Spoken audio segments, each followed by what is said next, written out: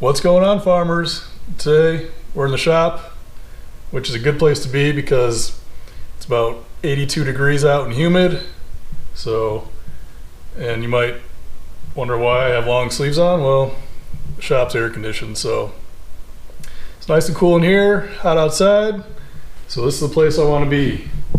We're gonna go over today with the window net install there. I have half of it done, or tacked in at least, but we'll go over the remaining plan of what I got and how I'm gonna do it. Talk about the rear bars and the triangulation bars that I installed. Hopefully you can see there, this one and this one. There's one over there. And what I'm going to do to prep for dropping the cage through the floorboard to finish welding everything. So stick around and we'll do that.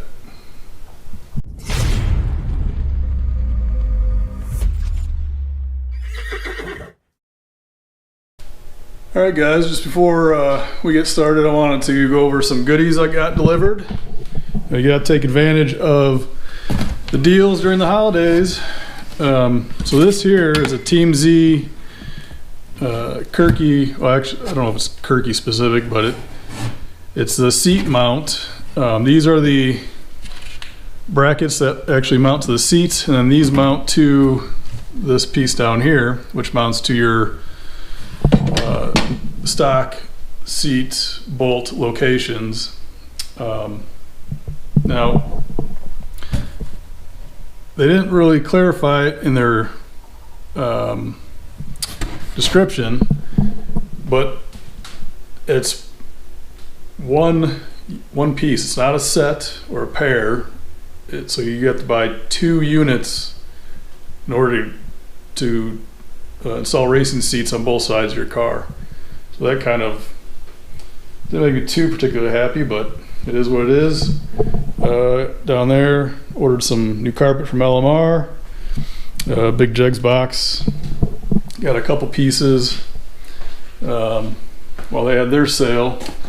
Got a switch, start switch, and then this is just a battery disconnect kit.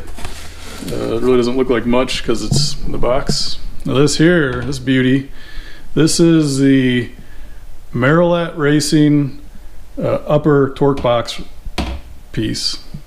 Really digging this piece. It's super nice. You can see this one has holes. It looks very similar to the Team Z, other than this one has holes up here rather than the one slot with the serrated washers and stuff. I think it's a good idea, and it's something that can market really well, but I'm not a big fan of it, just because I have no, and this is coming from a guy with zero race car track experience as far as stock suspension stuff and whatnot. So my issue with it is it would make it tough to change based on your track and whatnot. And I don't know if the 1/8 inch adjustments is really necessary. I'm not 100% sure. Some of you guys out there would know better than me maybe, but I like this. The hole's better. You know, it's easier to move and adjust and get back to the spots based on what track conditions call for. And this is the Team Z lowers, which I've had for a little while, but got to get the cage installed first before I start working on that stuff. But gotta take advantage of the sales while you can. What else? So I got some Tim McAmis roll bar protectors, carbon fiber roll bar protectors. Trying to think what else. I think that's about it really. But yeah, so let's talk about the window net. Now this is the Jegs kit, which looked identical to RJS Racing or RCI, I can't remember which one, but a whole lot cheaper. This net was like 18 bucks for replacement, so I didn't worry too much about, because this one expires in June 2021, so hopefully I'll be racing by then, but if it were to go bad before then, it's less than 20 bucks to replace. If you got some of the other ones, they're 50 bucks to replace, and some of them even said like 60 bucks to recertify, so makes no sense to recert. So I figure for that, this will be perfect. It's SFI spec, so it's not like it doesn't, it's not built to meet requirements. It is built to meet the SFI requirements, so should be covered there with that. And as you can see, I already have the upper parts installed. Gonna work today on getting this lower bar pieces installed. As you can see, the back is pretty much where it needs to be, but the front is a little bit high, so I'll have to put some bends in there, but shouldn't be too bad. So let's work on that. And I'm gonna crawl inside the car and give you a little closer view. All right, so I got my latch here, and as you can see, I kind of have it backwards compared to the way the instructions say. They say to put this piece on the roll bar, but if you do that, this thing will hang 2 inches low. So I don't want to have head knockers, if I'm gonna go cruise to Dairy Queen or something. I don't want to worry about hitting my head, cutting it open or anything, so I just put it on backwards with the clip on the cage, and once I get the cage dropped, I'll fully weld this in, but it's just tacked for now. But see back here, we have the little tube that they give you to stick your top bar in, and it works pretty good. I like it. You can see I left a little bit extra sticking out the back side here, just because if this were ever to get bent, it suck to pop out. So then the other thing is, when I put this in, I kind of shimmed the bottom side between the tube and the rod, so that this tube is a little bit angled. One, so that way it's kind of snug, but the second reason is so that you don't have an issue having to fight it. If that tube was up like this, it may not drop low enough, then you got to pull down, and if there's an emergency where you got to get out, you don't want to have to fight with it all. So I kind of tried to put a little cant to that, so that way it just drops out with plenty of space, and also gives you plenty of room to slide it out without having to twist it and whatnot. So I'm really liking how that went in place. What else? The next thing I'm working on getting this lower piece tacked in, and back here I thought before I had this triangulation bar in, I thought I was going to put like a stub piece off the main hoop to put the little tube, because you can see the net kind of goes back a little bit farther behind the main hoop because of the angle of the hoop and the way this universal kit is designed. But the way it works out is perfect, because I will be able to put the little tube right on the triangulation bar, and then I just have to bend this rod down and over, so that way I can put another tube on this door bar, and then that will be ready to rock. As you can see, we're gonna kind of jump to subjects here. You can see I have the triangulation bars fully tacked in, and it looks really good. So I am ready to drop the cage to the floor as soon as I get this window net, or at least tacked, the remaining tubes tacked in. But you can see that wood piece down there. That's maintained the spread of the rear bars while I was getting the bars set up and tacked in, and then also that helped to maintain where the triangulation bar, the center triangulation bar, will sit on the rear bars. So I think that little idea worked out pretty well. I did have to use a ratchet strap down below just because it didn't seem to get tight enough, because that aluminum strapping just kind of seemed to stretch. But we can go to the back, take a little closer look at that. So you can see I have this upper one in and this lower one, but that did a real good job of keeping my rear bars, you know, straight, 90 degrees to each other, or parallel to each other, and 90 degrees to the plate. I got my Scott rod panels in, pretty much everything back here is in. All my holes look really good.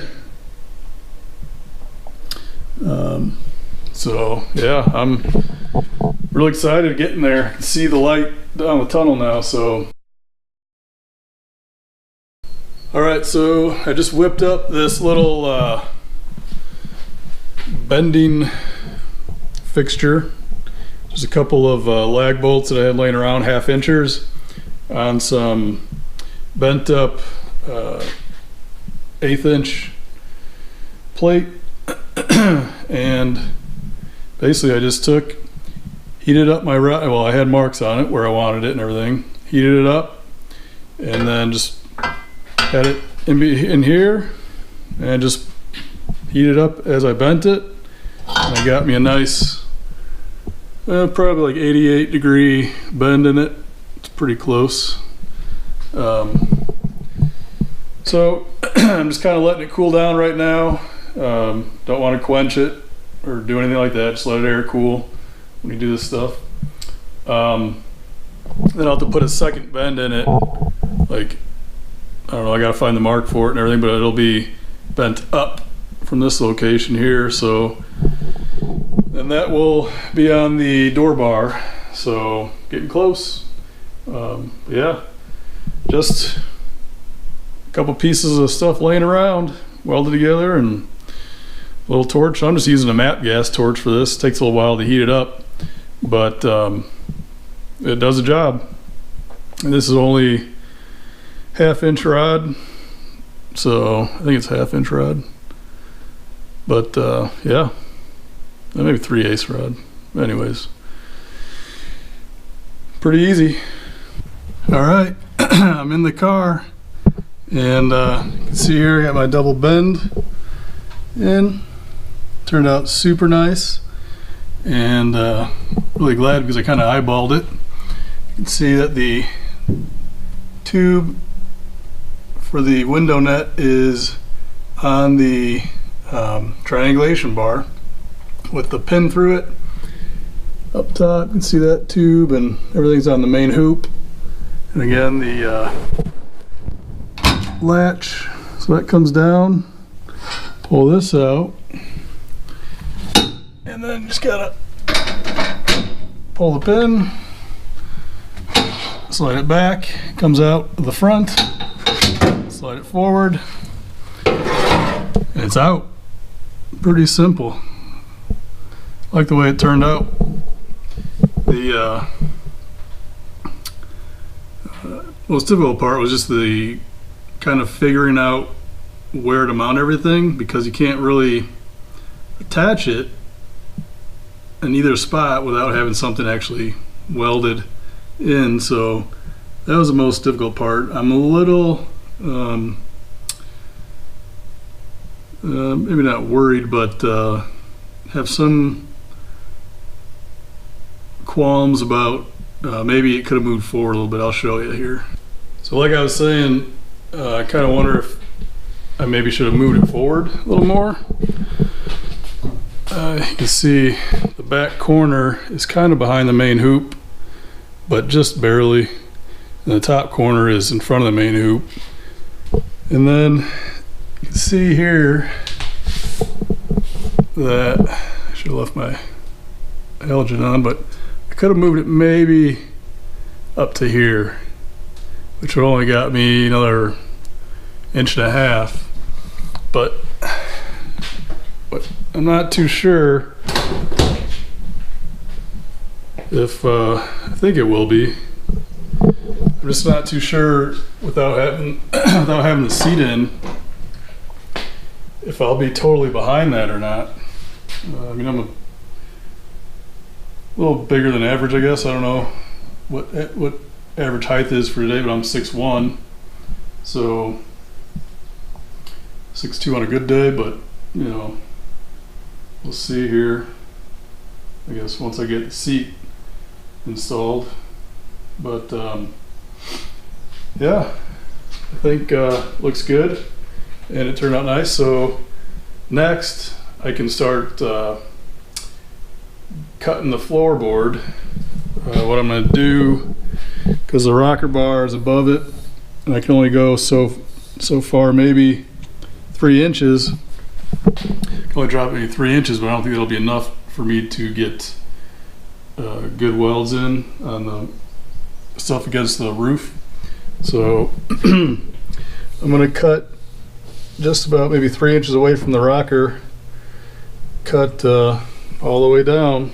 I'm going to stay away from this seat belt reinforcement plate, so I'll cut up, you know, maybe 1/2 inch away from it, and then that way this whole thing will be able to drop pretty far, and then I can get all the welds up top, and then everything should be below the floor, so I can get all the welds down below and make sure all that stuff is welded, fully welded nice, and put it back in place.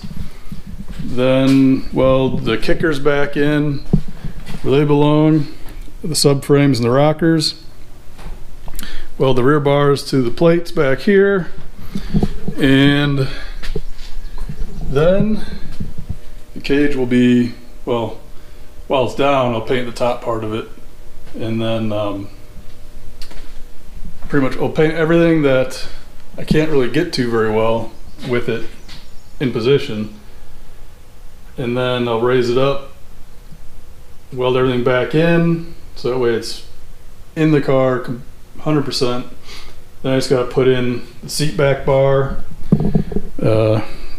Should go somewhere. That's hoping the window nut doesn't interfere with that at all. I don't think it will, but put the seat back bar in. Then my I think D-bars, what they're called, just go from the main hoop down to the subframe connector,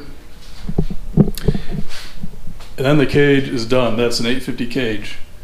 The optional part I got, of course, was the mini tub bars. And those I gotta make some repairs to the subframe the subframe in the back. So when I get all that done, then I'm going to start on the lower and upper torque boxes, doing those.